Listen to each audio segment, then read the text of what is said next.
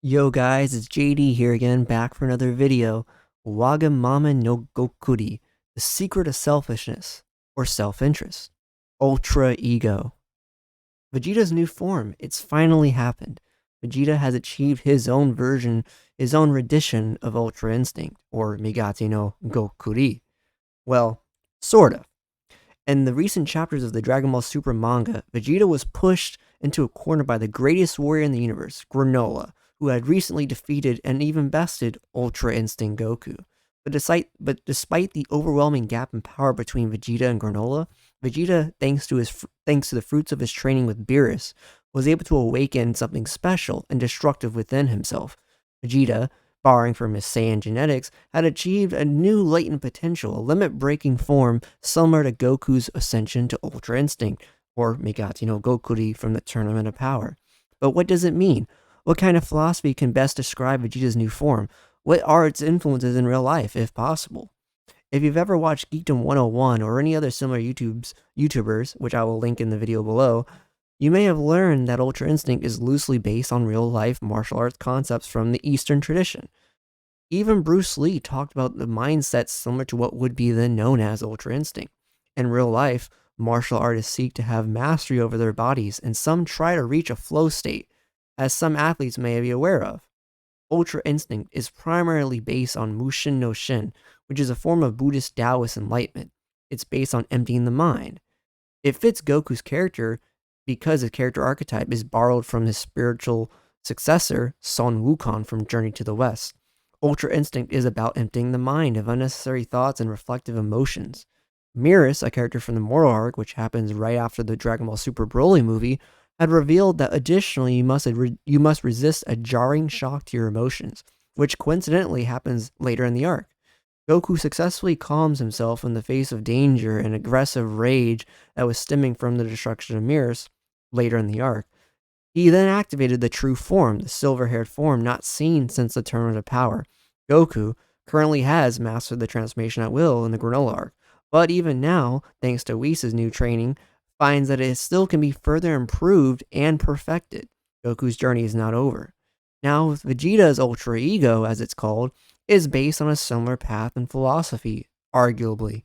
It can be argued to be a special case as well, rooted in the East Asian philosophies, and especially Buddhism and Taoism. The enlightenment of the East is based around emptying your mind of unnecessary things, thoughts, and emotions. In Buddhism, this is because the world outside of your mind is an illusion. More on that later in a future video. In Taoism, this is because of the Tao and being in balance with nature and its higher principles. Again, I'll make a further video on these Eastern philosophies in depth. But the Western view of enlightenment is starkly different. It is more romantic and based around higher knowledges and higher pursuits of the sciences, and in some cases, wisdom gleaned from the religious scripture or some hybrid of the two, such as in deism. But if you look at the nature of martial artists on Earth from early Dragon Ball, such as Nam and other martial artists from the early Budokai tournaments, they all are practitioners of the Buddhist Taoist belief systems that is in real life the influence of China, Japan, Vietnam, Korea, and other places. Even some of the character designs have Buddhist related imagery, such as the Buddhist prayer beads. Special thanks to Derek Padilla. The teachings of martial artists on Earth is influenced by these very same philosophies. If you look at Goku's name and Son Wukong's name, the Wu from Son Wukong and the Go from Son Goku roughly translates to enlightenment, to understand, to perceive, while as the Kung part of Wukong and the Ku part of Goku in the Buddhist context refers to nothingness, void, emptiness, non-existence, sunyata. Sunyata is an important concept in Buddhism. It refers to Buddhist emptiness because like I've said before, the Eastern tradition is about unlearning what you know. It's about letting go of things, which is very different from the Western point of view. So essentially, it just means someone who understands the Buddhist concept of sunyata. Why am I bringing this up? Why is this important? Vegeta's new form is based on the power of destruction that he awakened due to his training with Beerus and his Saiyan potential.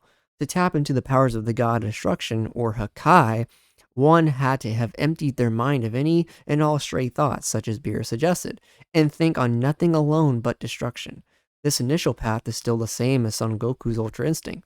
emptying your mind and any stray thoughts. But how exactly is it different from Goku, and what kind of martial arts meditation or mindset or philosophy did Vegeta achieve? Well, consider that Goku is essentially a Bodhisattva, those who seek to help others achieve Buddhist Taoist enlightenment. They, while in the context of Dragon Ball, are martial artists, and they, in this case, they're fighting bad guys. Son Goku has devoted his life to martial arts and beating into submission bad guys, giving them a second chance, a turning point in their characters.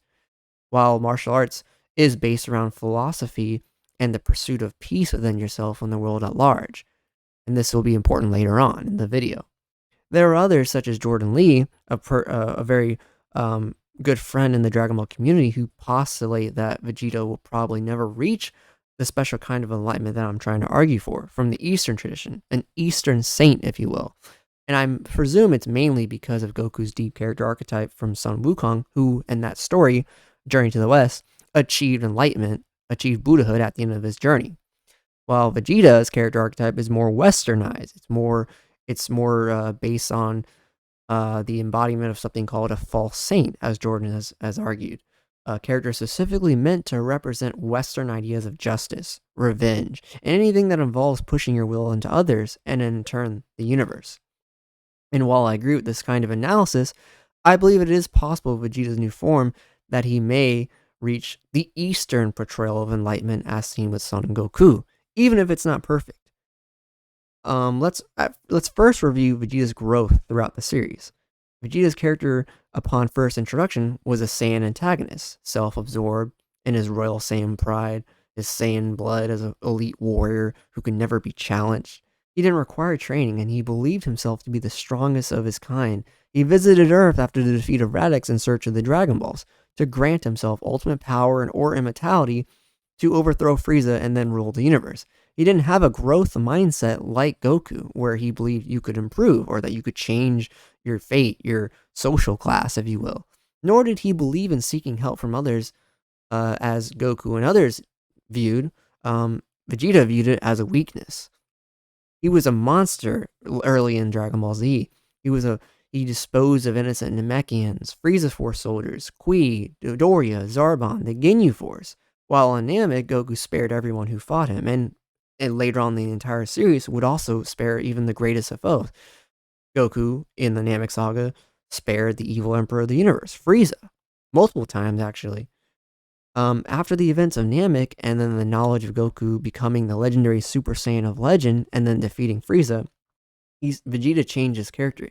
He focused all his rage and motivation that was then turned into surpassing Goku, initially through brute force training, but he still fought selfishly, and only for himself. He viewed fighting only for the sake of proving himself to be the best warrior ever. When Goku, later in the Cell Saga, would surpass the Prince with his mastered Super Saiyan, and then later on, to his further annoyance, his son Gohan, would achieve Super Saiyan 2 and defeat Cell and protect Vegeta, something he himself couldn't do. So this once again showed that Vegeta was missing something. There was something about Goku, his way of training, his way of approaching life, that he just did not understand, nor could he achieve at that point in the series. If sheer training doesn't help Vegeta, what then? Vegeta then found himself a family, and thought that was the source of Goku's strength. Still, Goku in the afterlife had again surpassed him, with Super Saiyan 3. Even going back to his dark roots with the advent of Majin Vegeta, was still not enough to close the gap. Then later on in the Buu saga, during their fight with Kid Buu, Vegeta realized that it was more than training, more than family, more than just having special friends or mentors or special techniques. It was spiritual enlightenment that Vegeta was missing. Son Goku's character archetype, again, is based and inspired by Journey to the West. Son Wukong was a mythical sage who was selfishly obsessed with fighting and even fought the Buddha. By the end of the story, Son Wukong is granted Buddhahood and enlightenment for helping his friends and the Buddhist monk that he accompanied obtain the Buddha scrolls from India and then now bringing them back to China. This is important because Son Goku is also a being who, through his adventures in fighting, finds with himself spiritual enlightenment. You may doubt the idea that Son Goku is an enlightened being, but again, remember that the Eastern tradition, emptiness is the first step in Buddhist Taoist enlightenment, and it's called Satari by the Japanese. is the cultivation of Zen, the kind of mindset that is required to reach these newfound heights. As for Vegeta, this is what he realized after the Buu arc, and then he went on a spiritual pilgrimage and finding new masters and such to teach him this kind of mindset, this kind of way of fighting that Son Goku and the Earthling martial artists had always had. This is who Vegeta is now, thanks to Son Goku's greatest strength, which is arguably his allowing of others to find greater strength within themselves through the philosophical depths of martial arts. In simple terms, Vegeta realized that the wall he continues to push himself over is not Son Goku, it is himself. This is true even in real life because the greatest person you will ever face in life is yourself, your own thoughts, your fears, your aspirations. Vegeta was always fighting others and then externalizing his own pitfalls, his own dark desires onto others, instead of fighting the forces within himself that were making him a slave. This pattern is apparent in other villains in Dragon Ball, and Son Goku is a being who has always viewed his own spirit as his own wall to climb over. He shows mercy and compassion, which is the universal compassion mantra from that bodhisattvas embody in Buddhism. And due to his Buddha nature, he allows others to find this truth as well, which is why Goku spares everybody he's ever fought. Piccolo, Vegeta, the androids, Cell, Majin Buu. I mean, everybody Goku's ever faced, he's given a second chance. Not to prove anything, but to find greater meaning. Now in Super, Vegeta has been reinvented. He has truly become the earthling martial artist that we've seen in early Dragon Ball and early parts of Z. He's become a close companion to Son Goku. He has compassion for his family, his friends, the earthlings, for the sake of the earth. He seeks help from others when needed, and now fights as a Saiyan warrior of this earthling tradition that I'm arguing. And if you trace his progress in Super, he is now fully followed in the footsteps of Son Goku. Family, earthling life, things to protect other than his Saiyan pride. He now seems to be following exactly in the footsteps that Son Goku once did, seeking masters. In Resurrection F, he was the first to train with Whis, and he uses rivalry with Goku to push himself in a healthy way. He even mentored and helped the Saiyan from Universe 6 during the Universe 6 tournament, Kabe, find greater power within, helping him achieve Super Saiyan, and even showing him the greater power of Super Saiyan Blue as a goalpost, a stepping stone for this young Saiyan and this Saiyans from planet Salad. Then in the Goku Black arc, he challenged the viewpoints of Zamasu, who believed in all mortals being bad and unredeemable, that they all had to be expunged. He defended Goku's path as a martial artist and his sake in being a earthling, warrior. He acknowledged the tense battles that Goku had overcome as proof of the concept of mortals being redeemable and even remarkable even. In the Tournament of Power, Vegeta used his family and his promise to Kabe to push himself to reach new limits. Again, reminding himself that the fights for others, just like Goku in a way, besides the Saiyan pride. He defeated Toppo, who threw away his Pride Trooper identity. He threw away the very sake of his existence, and for what? For power. Vegeta would then counter with his own power, the greater power that he had achieved from Super Saiyan Blue, another limit-breaking form, fueled by his hot-blooded Saiyan pride, the core of his identity, the centerpiece of who he has always viewed himself as, but he uses it now in a healthy way. He uses it to protect what he loves. Then in the moral arc, he saves the Namekians, Eska to be specific, as a form of atonement, because as before, Vegeta from the Saiyan saga and the Namek saga was cold, savage, sparing no innocence, and, such as the Namekians. And then now we have Vegeta suited up in the moral arc as a Galactic Patrol agent, a defender of the universe, and protecting these very same Namekians. Later on, he then sought power from others in the form of revisiting the Yardrats and their leader Paibara, who had originally taught Goku the instant teleportation technique.